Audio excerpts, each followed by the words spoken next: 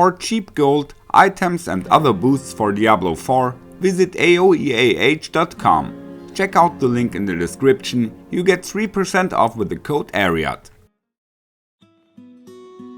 Hello and welcome everybody. Season 3 is 2 weeks old now and the mood among players is mixed. Some are disappointed with the season content, others are celebrating the vaults and the new builds. In this video I will also give my opinion and make a few concrete suggestions for further improvements. But there are also several things to praise. The vaults are a great alternative to nightmare dungeons because you can level up the glyphs very quickly. The path is always the same and there is no boss fight that could drag on with some builds. However, since the mini patch it is no challenge to get the bonus chests, here they should downgrade the blessing to 5 per pearl. Maybe there should also be a maximum amount of blessing, that would make the challenge more interesting. Otherwise, you can charge up enough blessings and simply ignore the traps. The new builds are a lot of fun, but the desired balancing has not really been achieved. So there are one-shot boss killer builds again, and the barb is kinda overpowered. At this point I would like to refer to my ultimate barb guide, the best combo build in my opinion. One hit boss killer and fastest dungeon clear in one build, with a switching time of about 10 seconds.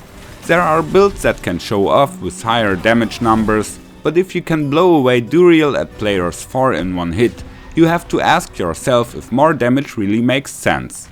200 million is just enough for that. I sometimes hit 300 and more, and I don't even have a grandfather yet.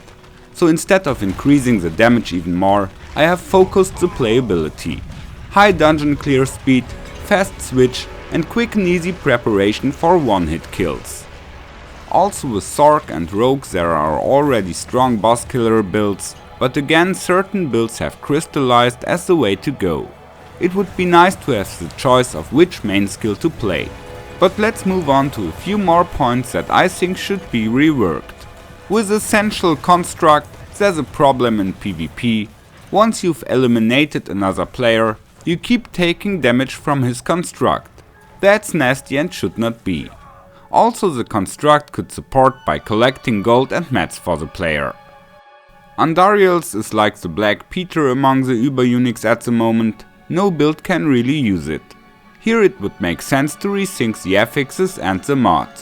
It's also pretty bad for some players who are unlucky enough to get the same Uber-Unique item over and over again and have to do thousands of runs to finally get what they need. This can be very frustrating, I experienced that myself last season. If you can't trade certain items, you should at least be able to farm them in foreseeable time. But there are already plans to improve this. Blizzard wants to introduce a mechanic that allows you to convert to other Uber-Uniques, so keep your duplicates. With all the Duriel runs it's also a bit boring to see the same items all the time.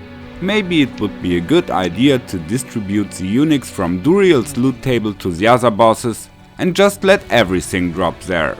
This would make the Duriel runs much more interesting, and at the same time certain builds would no longer have the problem they need to kill Duriel first to get their items. Personally I'd also like to see more different Uber-Uniques added to the game at some point, but if you add gloves, chests and more, it would make sense to limit the number of Uber items you can put on at the same time, for balance and variety. However, this is a thought for the future, perhaps with the upcoming DLC or something. Ultimately, we want to have Diablo in the game at some point, and it would be great if you could farm your Uber items from different end bosses then. Further, there's something to criticize about the tree. It's a misery that you can still get holy items from the reward boxes at level 80 plus, and even at 100. This should definitely be changed. Besides, nobody needs the flamethrower skill. Even in Diablo 2 nobody played this kind of skill, and in Diablo 4 I haven't seen anyone doing it either. So they should replace it with something completely different.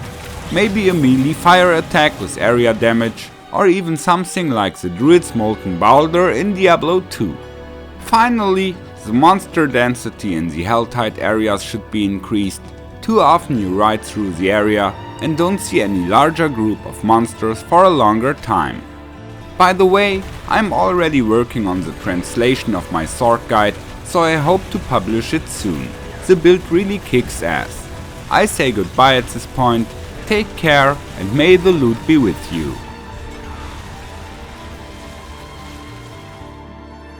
Follow me. Thanks. Goodbye.